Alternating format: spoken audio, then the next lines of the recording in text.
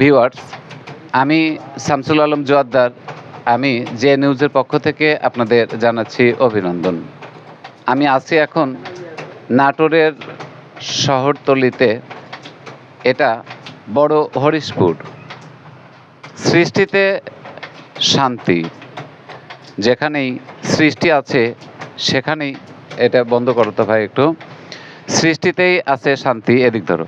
হ্যাঁ, সৃষ্টিতে আছে শান্তি। আমি আছি এখন সরকার অ্যাগ্রো প্রসেসিং ইন্ডাস্ট্রিজ, বড় হরিশপুর, নাটোরে।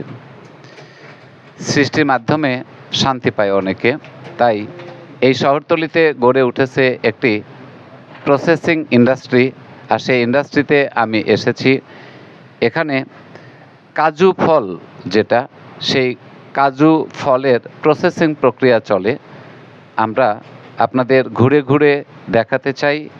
এটা যা শুরু হয়েছিল আজ থেকে 3 বছর আগে। এই প্রতিষ্ঠানের বিগত দিনের অবস্থা, বর্তমান এবং আগামী সম্ভাবনার কথা আমরা জানতে চাই। এই প্রতিষ্ঠানের ম্যানেজার এর দায়িত্বে যিনি আছেন, তিনার কাছ থেকে আমরা একটু জানতে চাই। হ্যাঁ, আপনি বলেন আপনার নাম। আসসালামু আলাইকুম রহমতুল্লাহি বারাকাতুহু। আমি ইকবাল। আমি সরকার অ্যাগ্রো প্রসেসিং ইন্ডাস্ট্রিজ এর ম্যানেজার হিসেবে দায়িত্ব পালন করছি এখানে। প্রথম থেকেই আমাদের প্রতিষ্ঠান 3 বছর চলছে। প্রথমে আমাদের এটা ঈশ্বরদীতে ছিল, ওখান থেকে আমরা সুযোগ সুবিধার প্রেক্ষাপটে আমরা নাটোরে এখানে শিফটিং হয়েছে। তো সেই জায়গা থেকে আমাদের এটা হচ্ছে কাজু বাদাম, আমাদের প্রোডাক্টের নাম। এটা একই জনপ্রিয় এবং জনবহুল বলি, আর সুস্বাদু একটি ফল, যেটা আমাদের বাংলাদেশেই এটা উৎপাদন হচ্ছে। এবং বাংলাদেশের ফলগুলোই আমরা সংগ্রহ করি, সেটা হচ্ছে রাঙ্গামাটি, বান্দরবান, ওই সকল এলাকা থেকে আমরা কাঁচামালগুলো সংগ্রহ করি। ওখান থেকে নিয়ে এসে এখানে যত প্রসেসিং আছে, প্রসেসিংগুলো আমি পর্যায়ক্রমে দেখানোর চেষ্টা করছি ইনশাআল্লাহ।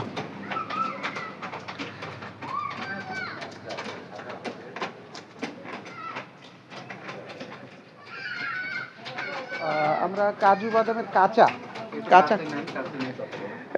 কাঁচা থেকে আমরা কাঁচা কাজু বাদাম নিয়ে আসি। এই যে এইটা অলরেডি ফার্স্ট বয়েল করা হয়েছে। এটা কাঁচা অবস্থায় নিয়ে এসে আমরা প্রথমে এই যে এখানে ইয়ার্ড দেখতেছেন, এখানে সানড্রাই করা হয়। এটা সানড্রাই করা হয়, ভালো করে শুকিয়ে এটাকে গোডাউনজাত করে রাখা হয়।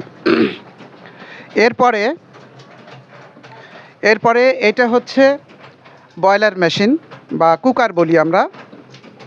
এটা কুকার, এটাতে পানি বয়েল হয়, আর এটা হচ্ছে বাদাম দেওয়া হয় উপরে। এটা স্টিম লাইন, এটাকে স্টিম দিয়ে একটা নির্দিষ্ট সময়, নির্দিষ্ট টেম্পারেচার দিয়ে এটাকে বয়েল করা হয়। সেই বয়েলের পরে এই যে এইটা দাঁড়িয়েছে, এইটা কাজের মধ্যে যারা আছে, কাটিং অপারেটর বলি আমরা সব কাটিং অপারেটর বলি। সেই কাটিং অপারেটর আমাদের দেশেরই জনগণ। এইগুলো একটা একটা করে কাটতেছে। এটা হচ্ছে সেকেন্ড স্টেপ। দ্বিতীয় পর্যায়ে এটা হচ্ছে একটা মেশিনে প্রত্যেকটা কাজু বাদাম একটা করে কাটা হয়। এভাবে মোটামুটি প্রত্যেকটা মেশিনে কাটার পর আমাদের ড্রায়ার মেশিন আছে। ড্রায়ার মেশিনটা আমরা দেখাবো ইনশাআল্লাহ। সেই ড্রায়ার মেশিনে 5 থেকে 6 ঘন্টা বা 6.5 ঘন্টা একাধারে ড্রায়ার করা হয়। ড্রায়ার করার পরে সেগুলো ফিলিংয়ের জন্য, অর্থাৎ খোসা ছাড়ানোর জন্য আমাদের গ্রামের মহিলাদের নিয়োগ দেওয়া আছে। আমাদের এখন মোটামুটি 50 থেকে 60 জন মহিলা নিয়োগ দেওয়া আছে। তাদের প্রতিদিন এই ড্রায়ার করা বাদামগুলো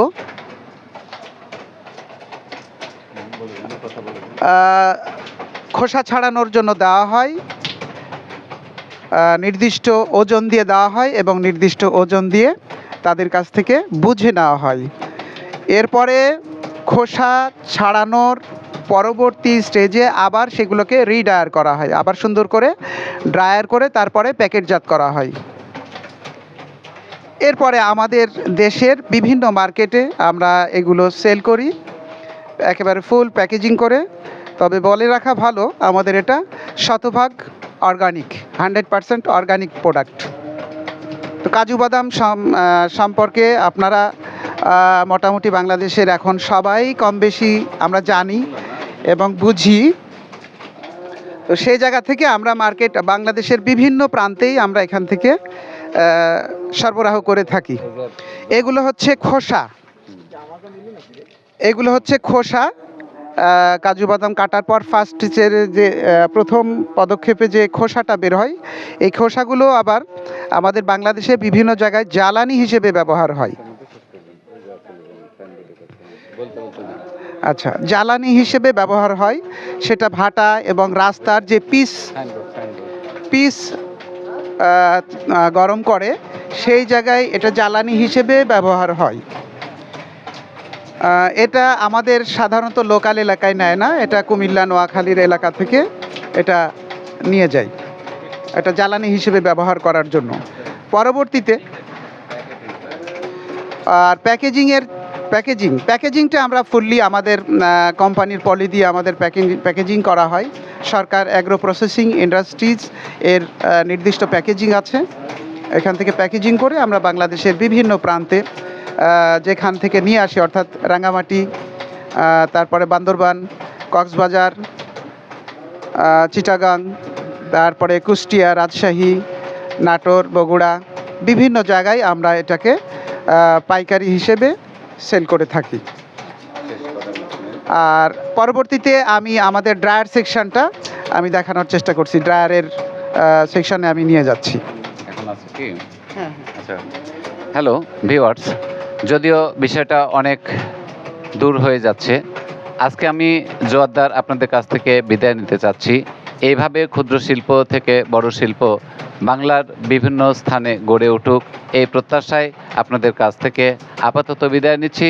আমি জোয়ারদার। টাটা, বাই বাই, আল্লাহ হাফেজ, আবার কোথাও দেখা পাই। ধন্যবাদ।